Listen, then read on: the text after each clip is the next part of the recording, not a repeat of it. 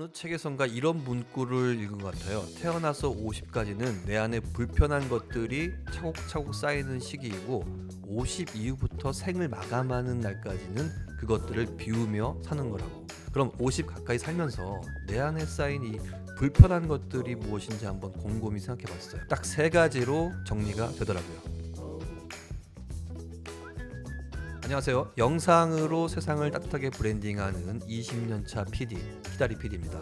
우린 살면서 참 많은 것을 버리고 사는 것 같습니다. 일주일 정도 되면요, 재활용함에 쌓이는 이 쓰레기도 버리고 오랫동안 나를 멋지게 가꿔줬던 옷들도 유행이 지나면 버립니다.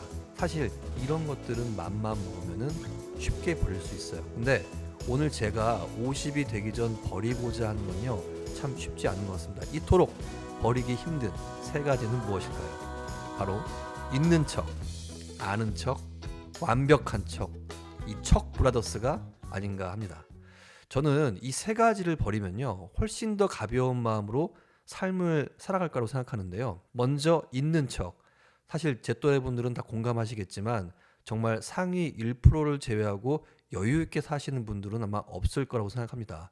아이들이 다 커가는 만큼 교육비와 생활비가 만만치 않거든요.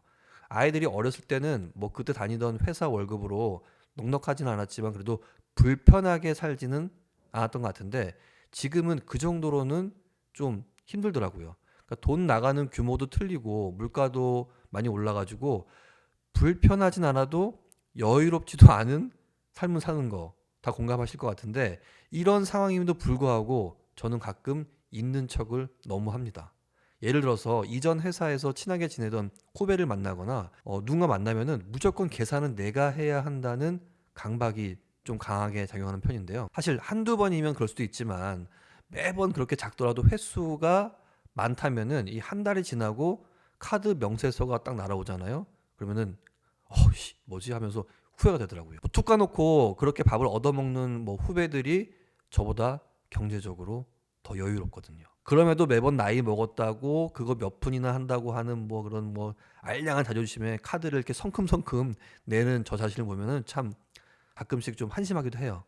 세상을 오래 살았다고 나이를 먹었다고 무조건 경제적으로 그들보다 여유롭지 않은데 마음 깊은 곳에서 남은 자존심이 계속 악마처럼 속삭이니까 매번 넘어가고 카드 명세서 받고 후회하고 있는 척 이거 버리고 살려고 해요. 너무 계산적으로 보일 수 있지만 사실 이런 생각도 아직 정신을 못 차린 생각이죠. 네. 현실을 직시하고 내가 있는 척 할 수 있는 범위를 정하고 그 다음에 그 선을 넘는 건 과감히 컷해 버릴 수 있는 용기를 저는 이제 가지려고 합니다.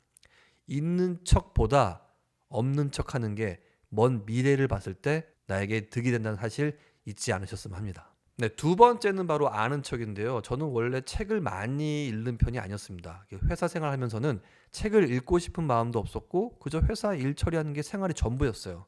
근데 퇴사를 하고 나서 개인 사업체를 운영하다 보니까 힘들고 지칠 때 기댈 거라고는 이 책밖에 없더라고요. 많진 않지만 다양한 책들 읽어가면서 나름 내 안의 지식을 차곡차곡 쌓게 되었습니다. 그런데 문제는 내 안에 쌓인 것들을 잘 소화해서 내 사업이나 영상 제작에 발음도 안 되네. 밑거름으로만 사용했으면 좋았을 것을 나름 그 좀 그 알량한 지식 쌓은 거를 좀 자랑하고 싶었는지 사람들을 만나면은 소위 아는 척을 하기 시작하더라고요.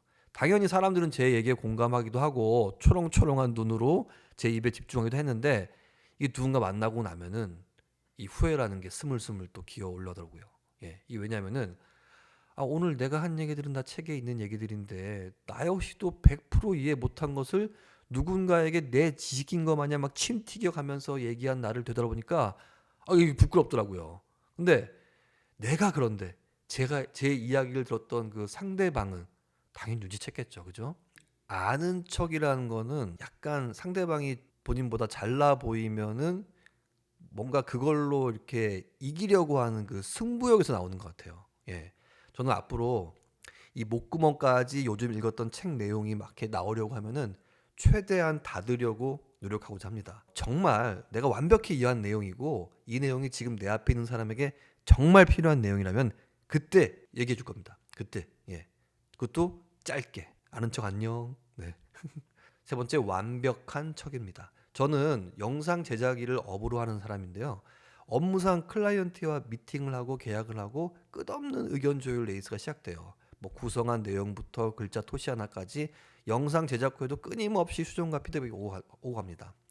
1차본을 제작하는 기간보다 이 기간이 원래 훨씬 더 많이 소요되거든요. 예전 방송국에서는 저 말고 특별한 수정 권한이 없는 프로그램을 쭉 만들어 와가지고 이 퇴사 후에 돈 받고 영상을 만들다 보니까 이 클라이언트의 손짓 하나하나에 온 신경을 집중시켜야 하는데 한마디로 그 사람만 만족시키면 제 일은 끝나거든요. 그러니까 클라이언트와 의견 조율이 빨리 끝나면은 작업 속도도 빠르게 진행되는 거죠. 근데 초기에 제가 한 가지 실수한 부분이 있었어요. 최대한 내가 그냥 만족할 만큼 그냥 계속 손에 쥐고 있다가 막 어쨌든 막 웰메이드 된 컨텐츠를 전달하려고 시간과 노력을 엄청 들였던 거죠. 막 부디 수정 사항이 없기를 바라면서. 근데 제가 아무리 최선을 다해도 클라이언트는 늘 수정을 생각하거든요. 그때부터 좀 마음을 고쳐먹고서 최선을 다했지만 좀 마음에 들지 않더라도 어느 정도 됐다 싶으면은 저는 무조건 빠르게 제작물을 클라이언트에게 전달했습니다. 당연히 이렇게 하다 보니까 빠른 피드백이 올라가다 보니까 이 프로젝트 완료 시간이 2배 빠르게 진행됐죠. 그러니까 내가 뭐든 완벽하게 만들어야 고객이 만족하고 작업이 빨라진다는 이 똥꼬집을 이겨내니까 오히려 작업 시간과 효율도 2배로 올랐습니다.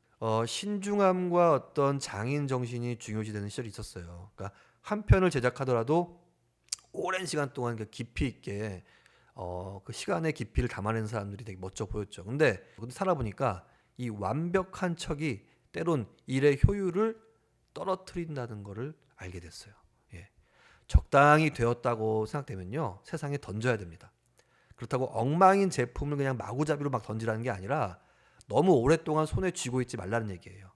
완성된 것들도요, 나는 만족하지만 어차피 수정은 불가피합니다. 그게 뭐 주문받은 물건이든 여러분이 어떤 맡은 일이든 간에 이 당신 앞에 어떤 도전이 있던 간에 자, 완벽한 척 대충 하라는 얘기는 아니고요.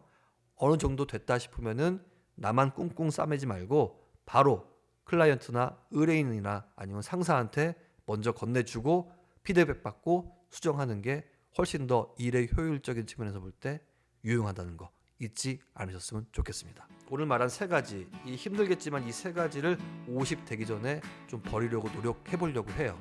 있는 척, 아는 척, 완벽한 척. 여러분도 혹시나 이런 게 있으시다면 한번 저와 함께 버리려고 노력해 보시죠. 자, 오늘 제 얘기에 공감하신다면요, 구독과 좋아요 눌러주시고 댓글 창에도 여러분들의 오늘 제가 한 얘기에 대해서 의견 있으시면은 편하게 댓글 남겨주시기 바랍니다. 지금까지 키다리 PD였습니다. 감사합니다.